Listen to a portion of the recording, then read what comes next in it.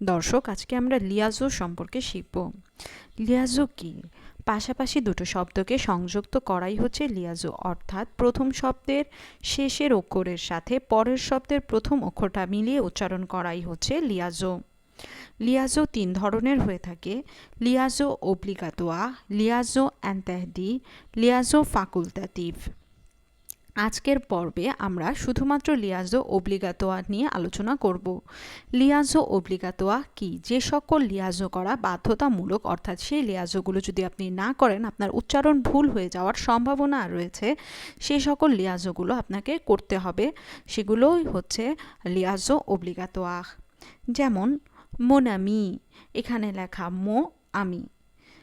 এখন আমরা এই মো আর আমিকে একসাথে যোগ করে উচ্চারণ করছি মোনামি।